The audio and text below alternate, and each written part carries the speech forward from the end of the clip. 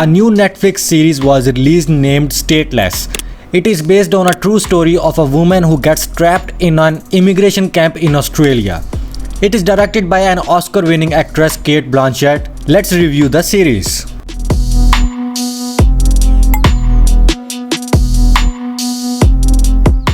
So before we talk about the series, I wanna tell you something of my own experience with refugees. So I have worked with UNHCR, which relocates the refugees, and let me tell you that it only helps maximum 10% of refugees, and it is a tiresome process for the refugees and can take up to years for their application to process. And in the meantime they have to work minimum wage jobs because they are essentially stateless with no identifications of their own. On top of it, some countries don't allow them to work, like Malaysia, where I used to work. Now some people have compared these camps to these, but I wouldn't do that. Yes, they are bad and I wouldn't wish it on anyone, but they are not that bad. Now refugees are not migrating because they want to. They would rather stay in their homes because nobody wants to leave everything they own behind.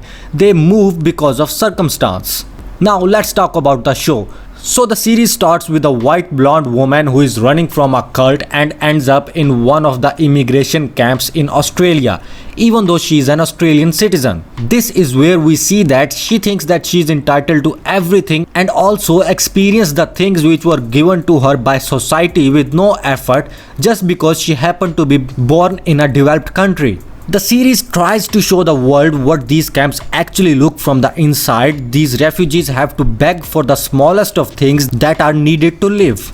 Yvonne starts as the main character Sophie, who was unlawfully detained, and I love her acting. She's amazing. I fell in love with her when I first watched her in the show Chuck. Cate Blanchett also has a role in the show, but it is a very small one.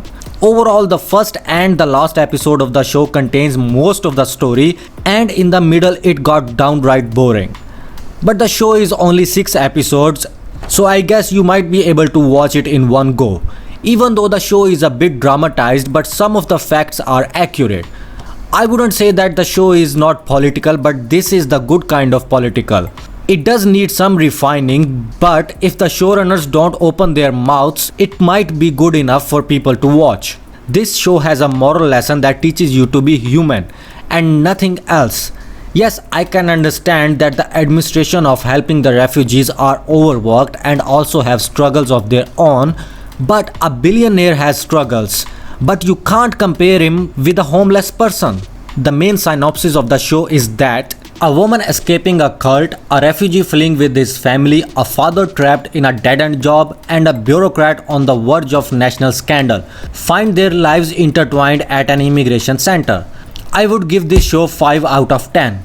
A good show, but not at all relatable, because the show was supposed to be about immigration and refugee struggles, not the administration who is not doing a very good job. That was all. Like, comment and subscribe.